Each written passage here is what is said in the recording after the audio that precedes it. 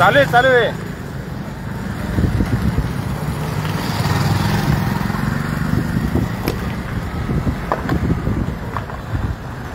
ह्या रोडनी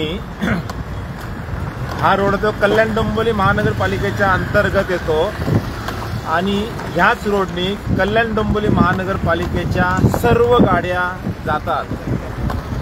आणि हा रोड बनवायचं जे खातं आहे, डिपार्टमेंट आहे, ते बांधकाम विभागाचं आहे. म्हणजे जर प्रभाग अधिकारी असेल, त्याला जर टिटवाळ्याला यायचं असेल तर त्याला ह्या रोडचा वापर करायचा आहे ना. कचऱ्याच्या गाड्या KDMCच्या त्यांना ह्याच रोडनी यायचंय. त्याचबरोबर आरोग्य सुविधा म्हणजे जे हॉस्पिटल रिलेटेड गाड्या असतात त्यांना पण ह्याच रोडचा वापर करायचा आहे. अतिक्रमणच्या गाड्या येतात त्यांना पण ह्याच रोडचा वापर करायचा आहे. आणि हा रोड बनवणार कल्याण डोंबिवली महानगरपालिकेच्या बांधकाम विभागातील लोक. म्हणजे हे सगळे एकच आहेत ना, ते त्यांच्यासाठी पण खड्डे बुजू शकत नाहीयेत. म्हणजे स्वतःच्या घरासाठी है ना.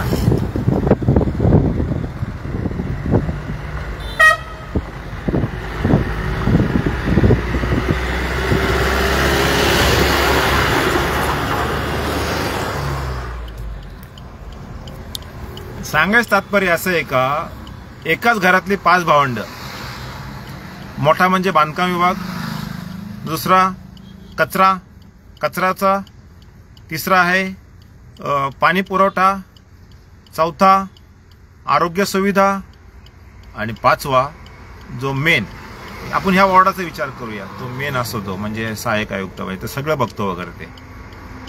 तर हे 5 भावंड एकत्र नाहीयेत. कुठे नाहीत ते? एकत्र नाहीयेत. तुम्ही सकाळी मी गेलो होतो त्या ठिकाणी, तिथं प्रत्येक डिपार्टमेंटला मी जाऊन आलो. हे एकत्र नाहीयेत. लाईटीचा पोल जरी खराब झाला ना, आणि पोल खराब झालाय, ती तक्रार दिल्यानंतर तो पोल रिपेअर करण्यासाठी खड्ड्यातून यावं लागतं मोटरसायकलवरून वायरमॅनला. मला अनुभव आहे ना, मी बोलतो त्यांना, हा पोल खराब आहे, तो पोल खराब आहे. त्याचबरोबर पाणी वॉटर डिपार्टमेंटच्या पण शोकांतिका आहे. नाही गो बोलतो, अशा ठिकाणी रोड नाहीये त्या ठिकाणी पाण्याच्या पाईपलाईन टाकलेत. पाणी द्यावंच लागणार ना जनतेला, पण त्या ठिकाणचा रोड पण खड्डेमुक्त आहे. खड्डेमुक्त नाहीये, खड्डेच खड्डे. ते उलट घाबरतात. ते उलट एखाद्या वेळेस जर बाईकवरून जर मी पडलो ना, तर महानगरपालिका काय भरपाई देणार? माझा पाय तुटला तर, किंवा माझ्या डोक्याला मार लागला आणि मी मेलो तर महानगरपालिका काय भरपाई देणार आहे? किती भरपाई देणार आहे? माणूस परत आणून देणार आहे का? माणसाचा पाय पूर्ण आणून देणार आहे का? अशा त्यांचे स्टेटमेंट बोललं तर त्यांच्यावरची कारवाई होणार. जर ही 5 भावंड एकत्र काम करू शकत नाहीये तर जनतेला काय देणार आहेत? काय देणार नाही जनतेला. जनतेनं टॅक्स भरायचा, रोडवरती कचरा रोड वापरायचा, बस तेवढंच आहे. पटतंय ना जनता? तुम्ही लक्ष द्या. यांच्याच गाड्या बघा तुम्ही, कचऱ्याची गाडी फिरते ना, ती ह्याच रोडनी जाते.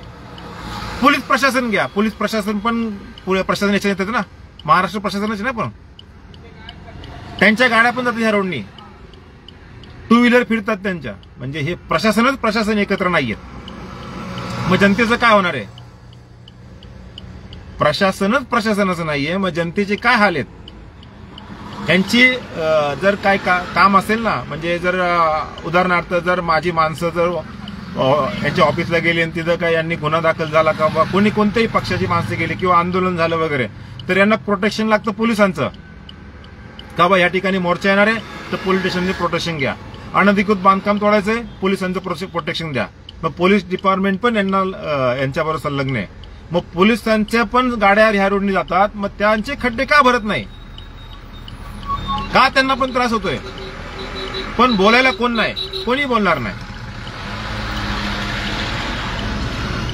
ही खरी शोकांतिका आहे. आणि मग जनता तुमचं कोण भलं करणार आहे? काय भलं करणार नाही. तो डायलॉग आठवतो नाना पाटेकरचा, क्रांतीवीरचा, कलमवाली बाई. कलमवाली बाई क्या क्या करेगी, क्या करेगी कलमवाली बाई. और नाना पाटेकर के हमेशा कौन क्या करेगा? नाना पाटेकर पण तेच बोलतो, जनतेने सुधारलं तरी काही होणार नाहीये, कारण का प्रशासन सुधारत नाहीये, एकमेकांचं ऐकत नाहीये. एकाच घरातली भावंड एकमेकांबरोबर बोलत नाहीयेत. एकमेकांच्या व्यथा मांडत नाहीयेत, तर कसं होणार है ना? विचार करा. वॉटर डिपार्टमेंट पाणी खातं, लाईट खातं है ना, वीज डिपार्टमेंट अप्रभाग मध्ये गेलात त्या ठिकाणी लांब जायची गरज नाही, तिथे किती किती डिपार्टमेंट आहेत ते पहा. आणि तिथले एम्प्लॉईज बडबड करतात का नाही बाबा आम्हाला यायला पण त्रास होतोय, कधी कधी रिक्षा पण उलटी होईल अशी भीती वाटते, एवढे मोठे मोठे खड्डे आहेत. आणि सांगितले निधी नाहीये, बोलतो गणपतीच्या आधी करणार. म्हणजे गणपतीपर्यंत आपल्याला असं सहन करायचंय. म्हणजे यांचं कसं आहे, गणपती हा आपला धार्मिक सण आहे, त्या सणाला काही गालबोट न लागू म्हणून त्यावेळेस खड्डे भरणार. हे आहे दरवर्षाला 5वीला पुजलेले आहेत. मग त्याच्या आधी माणसं कोण लागून गेली? माणसं किड्या मुंग्यांसारखी झाली. विचार करण्याची गोष्ट आहे. प्रशासनाने सगळे एकत्र या तर जनतेची कामं होणार आहेत, नाही तर नाही. ठीक आहे. आणि आता जनतेचे मुद्दे उचलणारे कोणीही नाही. फक्त बदनामी करणारे भरपूर आहेत, पण जनतेचे मुद्दे उचलणारे कोणीही नाही. त्याच्यामुळे विचार करा. धन्यवाद.